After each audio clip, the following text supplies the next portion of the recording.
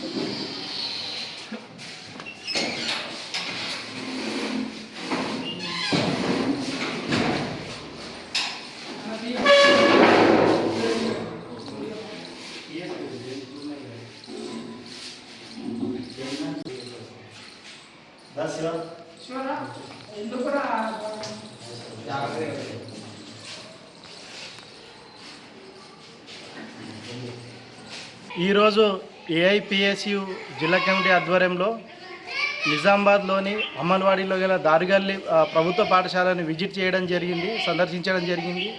ఇక్కడ ఉన్నటువంటి సౌకర్యాలు ప్రభుత్వ పాఠశాలల్లో విద్యార్థుల్ని చేర్పించాలని చెప్పేసి మేము విద్యార్థి సంఘంగా విద్యార్థుల తల్లిదండ్రుల నుండి అడుగుతూ ఉన్నాం. దీంతోపాటు ఈరోజు ఏదైతే ఈ ప్రభుత్వ బడులు ఏవైతే ఉన్నాయో, ఈ ప్రభుత్వ బడులలో పాఠ్యపుస్తకాలు, యూనిఫామ్లు, అన్ని సౌకర్యాలు ప్రభుత్వం కల్పిస్తూ ఉంది.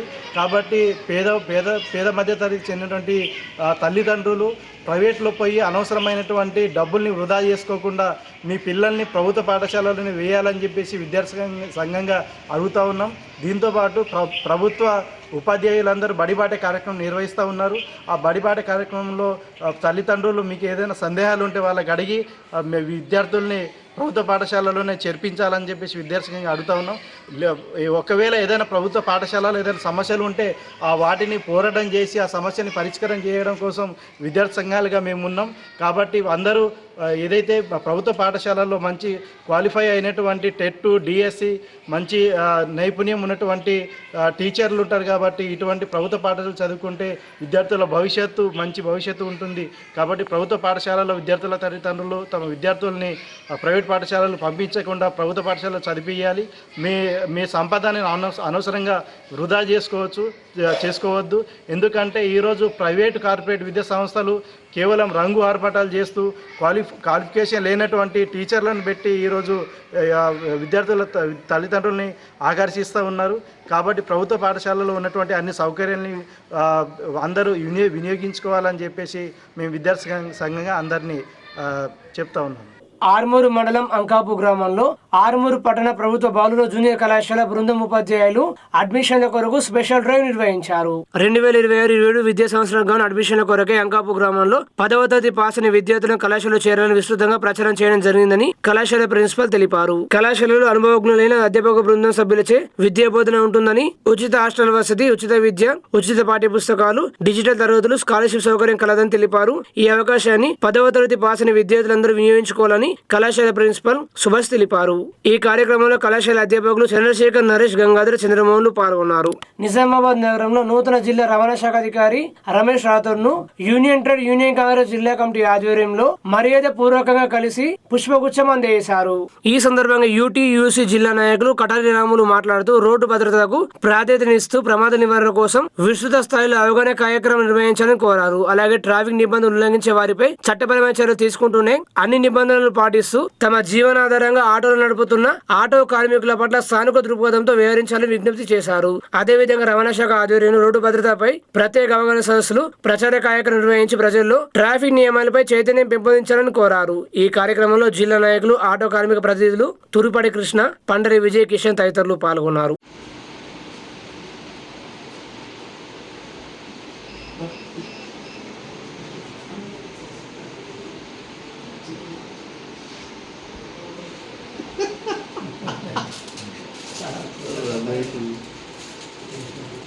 విద్యార్థులకు సకాలంలో బుక్స్, యూనిఫామ్స్ అందించాలని నిజామాబాద్ జిల్లా కలెక్టర్ ఇలా త్రిపాఠికి టీజీవీపీ నాయకులు వినతి పత్రం అందజేశారు. కేవలం 4 రోజుల్లో ప్రభుత్వ పాఠశాలలు పునఃప్రారంభం కానున్న నేపథ్యంలో విద్యార్థులకు పూర్తి స్థాయిలో పాఠ్య పుస్తకాలు, యూనిఫామ్లు మరియు బ్యాగులు అందించాలని కోరుతూ తెలంగాణ విద్యార్థి పరిషత్ నిజామాబాద్ జిల్లా అధ్యక్షులు కళ్యాణరామ్ ఆధ్వర్యంలో గురువారం నిజామాబాద్ జిల్లా కలెక్టర్ ఇలా త్రిపాఠికి వినతి పత్రం అందజేశారు. ఈ సందర్భంగా ఆయన మాట్లాడుతూ ఇంకా పాఠ్య పుస్తకాలు రాలేదు, నోటు పుస్తకాలు 50% అందుబాటులో ఉన్నాయని అన్నారు. యుద్ధ ప్రాతిపదికన పాఠశాల తెరిచే నాటికి పేద విద్యార్థులకు ఎలాంటి ఇబ్బంది లేకుండా మొదటి రోజే బుక్స్, యూనిఫామ్స్, బ్యాగులు అందేలా ప్రభుత్వం చర్యలు తీసుకోవాలని కలెక్టర్ కోరామన్నారు. ఈ కార్యక్రమంలో టీజీవీ ముఖ్య నాయకులు వినయ్, సిద్ధు, సుజిత్, కార్యకర్తలు పాల్గొన్నారు. ఆర్మూరు పట్టణ సామాజిక సేవకులు జాతీయ అవార్డు గ్రహీత పట్వారి తులసి కుమార్ ను ఆయన స్నేహితులు ఆయనను ఘనంగా సన్మానించారు. ఇటీవల మాజీ గవర్నర్ బండారు దత్తాత్రేయ చేతుల మీదుగా జాతీయ అవార్డు అందుకున్న పట్వారి తులసి కుమార్ ను ఆర్మూరు పట్టణ కాలనీ వాసు స్నేహితులు వాసు, ఇమ్రాన్, రాజేష్, చక్రధర్ వారి నివాసంలో శాలువాతో పూలమాలలు వేసి ఘనంగా సన్మానించి జ్ఞాపిక అందజేసి శుభాకాంక్షలు తెలిపారు. ఈ సందర్భంగా పట్వారి తులసి మాట్లాడుతూ ప్రతి ఒక్కరూ తమ వంతు సహాయ సహకారం ఉండాలని అన్నారు. ఈ సందర్భంగా వారికి ప్రత్యేక ధన్యవాదాలు తెలిపారు. ఇటీవలే హైదరాబాద్ తెలుగు విశ్వవిద్యాలయంలో మాజీ గవర్నర్ బండారు దత్తాత్రేయ గారి చేతుల మీదుగా పర్యావరణ మిత్ర జాతీయ పురస్కారం అనుకున్న సందర్భంగా మా స్నేహితులు, మా కొలీగ్స్, మా కాలనీవాసులు అందరూ వచ్చి శుభాకాంక్షలు తెలిపి సన్మానించారు. వారికి ప్రత్యేక ధన్యవాదాలు. శ్రీనివాసు మరియు ఇమ్రాన్, చక్రధరి, రాజేష్ లక్కోర గ్రామం వ్యక్తి. అయితే ఇక్కడ ఆర్మూరు పట్టణ వాసులు వచ్చి చుట్టుపక్కల స్నేహితులు ఎప్పుడు కూడా గత 15 years నుంచి నాకు ఎల్లప్పుడూ సపోర్ట్ ఉంటారు. మా అమ్మ బాలసరస్వతి గారు కూడా ఎప్పుడు మాకు ప్రోత్సాహకంగా ఉంటారు. ఈ సందర్భంగా వారికి ప్రత్యేకంగా ధన్యవాదాలు తెలుపుతున్నాను. ఆర్మూరు మండలం పిప్రి గ్రామంలో బాధిత రాజమల్లు కుటుంబాన్ని అయ్యప్ప ఫౌండేషన్ చైర్మన్ అయ్యప్ప శ్రీనివాస్ పరామర్శించారు. ఇటీవల పిప్రి గ్రామంలో రాజమౌళి ఇంటిని అదే గ్రామానికి చెందిన వ్యక్తి నిప్పు పెట్టడం వల్ల ఇల్లు దగ్ధమైంది. విషయం తెలుసుకున్న అయ్యప్ప ఫౌండేషన్ చైర్మన్ అయ్యప్ప శ్రీనివాస్ ఈ రోజు వారి కుటుంబాన్ని పరామర్శించి ధైర్యం చెప్పారు. అనంతరం కుటుంబ సభ్యులకు ఆర్థిక సాయం అందజేశారు. ఈ కార్యక్రమంలో పిప్రి గ్రామ సర్పంచ్ బందెల కిరణ్, ఉప సర్పంచ్ శ్రీనివాస్, మాజీ MPTC KC Mutten, Ayyappa foundation vice chairman Chepuru Ganesh, సభ్యులు అలిశెట్టి నరేష్, లింగారెడ్డి, వజ్ర ఓడెన్న, షేరోడెన్న, సన్ని తదితరులు పాల్గొన్నారు.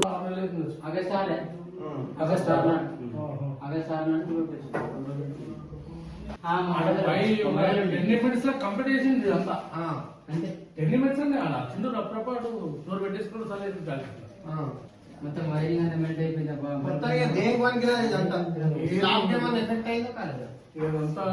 తీసేసిన తర్వాత ఏర్పడతారు.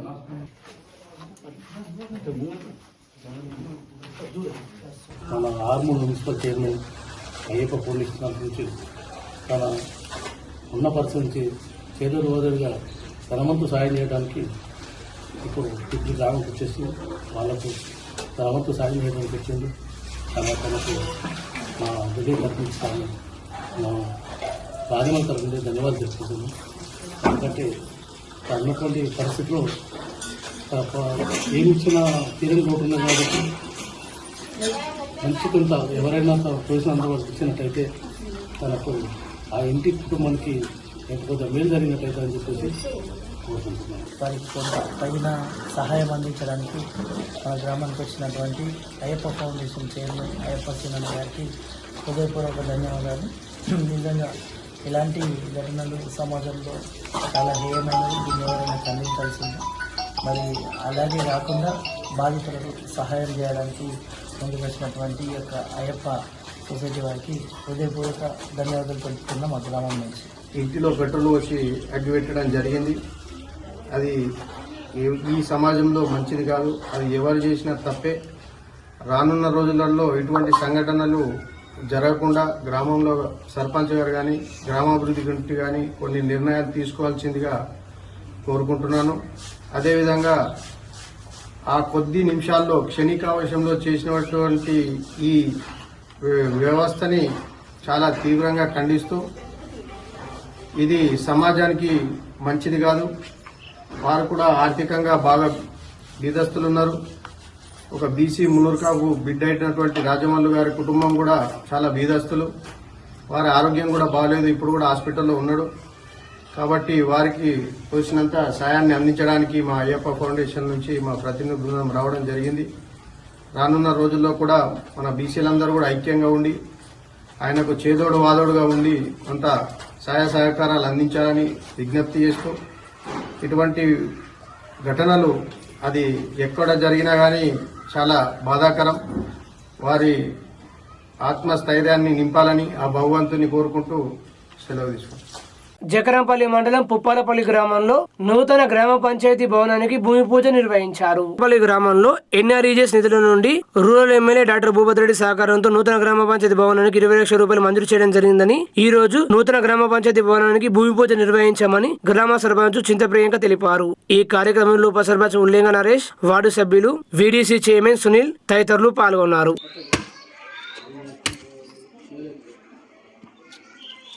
తొందరగా కంప్లీట్ కావాలా, తొందరగా గృహప్రవేశం కావాలా, తొందరగా పైసలు రావాలని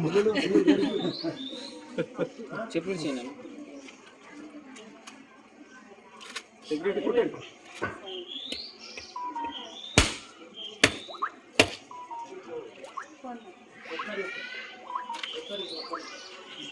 మీరు కొట్టు పసుపు కుంకుమ కొంచెం బండ మీద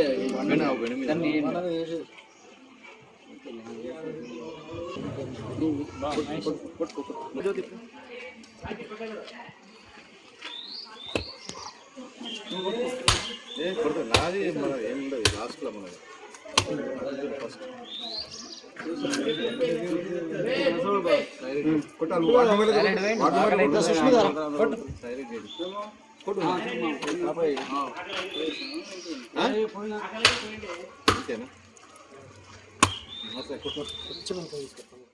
యువ న్యాయవాది హఠాత్ మరణంతో ఆర్మూరు బార్ అసోసియేషన్ న్యాయవాదులు తీవ్ర దిగ్భ్రాంతి వ్యక్తం చేశారు. బార్ అసోసియేషన్ మెంబర్ యువ న్యాయవాది కనకల ప్రశాంత్ ఆర్మూరులో ప్రైవేట్ ఆసుపత్రిలో చికిత్స పొందుతూ బుధవారం మృతి చెందారు. ఈ సందర్భంగా న్యాయవాదులు బార్ అసోసియేషన్ హాల్లో 2 నిమిషాలు మౌనం పాటించారు. న్యాయవాదులు కోర్టు విధులకు హాజరు కాలేదు.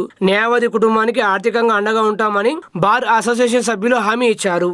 ఈ కార్యక్రమంలో బార్ అసోసియేషన్ అధ్యక్షులు Kudurupaka Praveen Chandar, treasurer Vadnala Rajender, joint secretary MK Nagaraju, lady representative Gopu Anjali, న్యాయవాదులు భూపతి రెడ్డి, గంగారెడ్డి, జగదీశ్వర్ రెడ్డి, కృష్ణా పండిత్, కిష్టయ్య, శ్రీధర్, సురేష్, మురళీ, జగన్, గంగాధర్, విప్లవ్, కిరణ్, జగదీ, కృష్ణంరాజు, అశోక్, అరుణ్, సాయిలు, పోషణ, అనిల్, గణేష్ తదితరులు పాల్గొన్నారు. బంజారాహిల్స్ లోని టీఆర్ఎస్ పార్టీ కార్యాలయంలో ఉద్యమకారుల భూ పోరాటం పోస్టర్లను తెలంగాణ రక్షణ సేన అధ్యక్షురాలు కల్వకుంట్ల కవిత ఆవిష్కరించారు. ఈ సందర్భంగా తెలంగాణ రక్షణ సేన అధ్యక్షురాలు కల్వకుంట్ల కవిత మాట్లాడుతూ, జూలై 2న ఉప్పల్ బగాయత్ భూములు స్వాధీనం చేసుకుంటామన్నారు. ఉద్యమకారుల భూ పోరాటానికి అన్ని వర్గాల వారు తరలి రావాలన్నారు. వెంటనే ఉద్యమకారులను గుర్తించి వారికి ఇస్తామన్న భూమిని ఇవ్వాల్సిందేనని అన్నారు. ఉద్యమకారులకు మంచి జరగాలని భావించే వాళ్ళంతా పెద్ద ఎత్తున తరలి రావాలని ఆమె విజ్ఞప్తి చేశారు. రాష్ట్ర వ్యాప్తంగా ఉన్నటువంటి తెలంగాణ ఉద్యమకారులందరికీ కూడా మనస్ఫూర్తిగా ఉద్యమాభివందనాలు తెలియజేస్తూ, మరి ఇవాళ అనేక ఉద్యమ సంఘాలు, ఉద్యమకారుల యొక్క సంఘాలందరి ఆధ్వర్యంలో కూడా జూలై 2వ తారీఖు నాడు ఉప్పల్ బగాయత్లో ప్రభుత్వం భూమి ఏదైతే ఉందో దాన్ని భూ పోరాటం ద్వారా తెలంగాణ ఉద్యమకారులందరం కూడా మరి ఆక్రమించుకోవాలనేటటువంటి నిర్ణయం తీసుకున్నాం. అది ఆక్రమణ కాదు, వాస్తవానికి సక్రమమే. ఎందుకంటే ఈ భూమి మాదే, ఈ భూమి కోసం కొట్లాడింది మేమే. కాబట్టి ఖచ్చితంగా ప్రభుత్వం చేస్తున్నటువంటి ఈ తాత్సరం ఏదైతే ఉందో అలా కాకుండా తొందరగా ఉద్యమకారులను గుర్తించి తక్షణమే భూమి ఇవ్వాలి 250 గజాలనే ఉద్దేశంతో ఈ పోరాటం చేస్తున్నాం. ఈ కార్యక్రమానికి రాష్ట్ర వ్యాప్తంగా ఉన్నటువంటి ఉద్యమకారులందరూ కూడా తరలి రావాలని చెప్పి మీ అందరినీ మనస్ఫూర్తిగా నేను రిక్వెస్ట్ చేస్తూ ఉన్నాను. ప్రత్యేకించి ఇవాళ తెలంగాణ వాదం మీదనే రకరకాలుగా దాడులు చేస్తూ అనేకమైనటువంటి వ్యక్తులు శక్తులు మన తెలంగాణ ఉద్యమ స్ఫూర్తిని దెబ్బతీసే ప్రయత్నం చేస్తున్నారు. కాబట్టి ఈ కార్యక్రమాన్ని విజయవంతం చేయడం అనేటటువంటిది మనందరి యొక్క చారిత్రక కర్తవ్యంగా భావించి తెలంగాణ వాదులు, ప్రజాస్వామ్యవాదులు, ఉద్యమకారులకు లాభం జరగాలని కోరుకునే తెలంగాణ బిడ్డలు, ముఖ్యంగా మహిళలు, యువత పెద్ద పెట్టున వచ్చి ఇక్కడ పాల్గొనాలి ఈ కార్యక్రమంలో అని చెప్పి మిమ్మల్ని రిక్వెస్ట్ చేస్తున్నాను.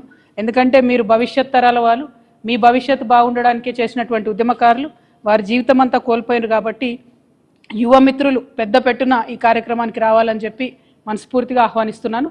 జై తెలంగాణ. ఈ నెల 20 తేదీన జరిగే జాతీయ మెగా లోక్ అదాలత్ ను సద్వినియోగం చేసుకోవాలని జిల్లా జడ్జి భరతలక్ష్మి పిలుపునిచ్చారు. ప్రజలు కోర్టుల చుట్టూ తిరిగే సమయాన్ని, డబ్బును వృధా చేసుకోకుండా రాజీ మార్గం ద్వారా తమ వివాదాలను పరిష్కరించుకోవాలని నిజామాబాద్ జిల్లా ప్రధాన న్యాయమూర్తి భరతలక్ష్మి పిలుపునిచ్చారు. ఈ నెల 20న జిల్లా వ్యాప్తంగా ఉన్న అన్ని కోర్టులలో జిల్లా చట్ట సేవల అధికార సంస్థ ఆధ్వర్యంలో జాతీయ లోక్ అదాలత్ నిర్వహించనున్నారని చెబుతూ అందుకు సంబంధించిన వాల్ పోస్టర్లను కోర్టు సముదాయంలో బుధవారం ఆవిష్కరించారు.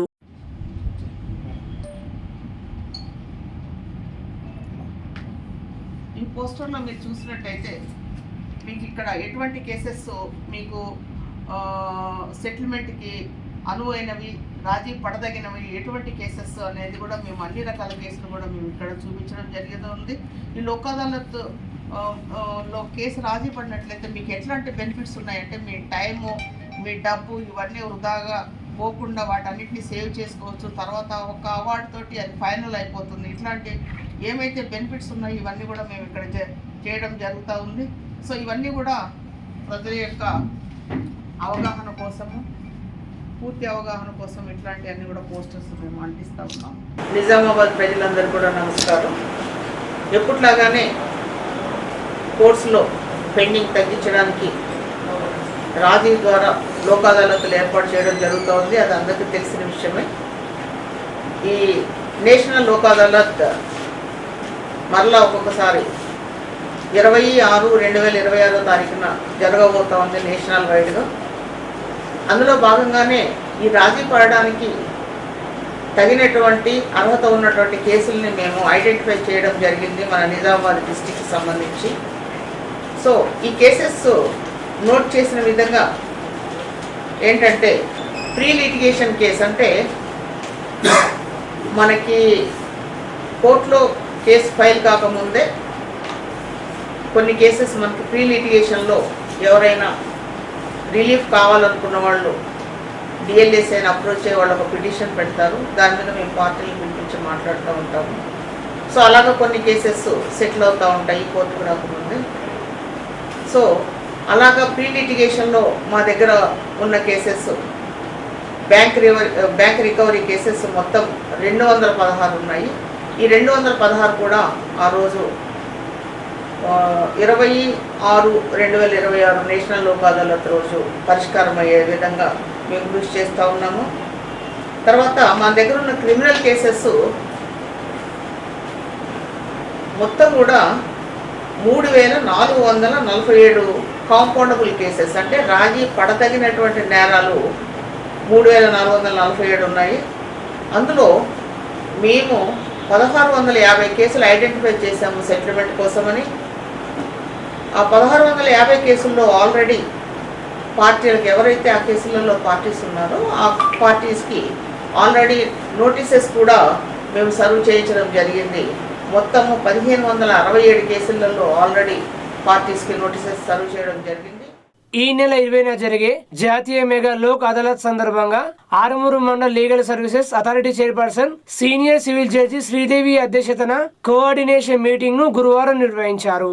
ఈ కార్యక్రమంలో junior civil judge Sarala Rani, additional junior civil judge Bhavyasri పాల్గొన్నారు. ఈ సందర్భంగా సీనియర్ సివిల్ జడ్జి శ్రీదేవి మాట్లాడుతూ లోక్ అదాలత్ లో క్రిమినల్ కంపౌండబుల్ కేసులు, సివిల్ వివాదాలు, ఆస్తి విభజన కేసులు, కుటుంబ నిర్వహణకు సంబంధించిన కేసులు, వైవాహిక వివాదాలు, బ్యాంకు రికవరీ కేసులు, విద్యుత్ చౌర్యం కేసులు, చెక్ బౌన్స్ కేసులు, డ్రంక్ అండ్ డ్రైవ్ కేసులు, చిన్న పెట్టి కేసులు తదితర రాజీ పడదగిన కేసులను సులభంగా పరిష్కరించుకునే అవకాశం లోక్ అదాలత్ ద్వారా కల్పించబడుతుందని తెలిపారు. రాజీ పడదగిన కేసులను గుర్తించి ఇరు వర్గాల వారికి కౌన్సిల్ నిర్వహించడం ద్వారా రాజీ కుదిరేలా అవగాహన కల్పించాలని పోలీస్ శాఖ అధికారులకు సూచించారు. ఈ కార్యక్రమంలో ఆర్మూర్ బార్ అసోసియేషన్ అధ్యక్షులు కుదురుబాక ప్రవీణ్ చందర్, ఆర్మూర్ పట్టణ CI Satyanarayana Goud, rural CI John Reddy, Bheemgal CI Satyanarayana, అన్ని పోలీస్ స్టేషన్ల ఎస్ఐలు, కోర్టు పోలీస్ సిబ్బంది తదితరులు పాల్గొన్నారు.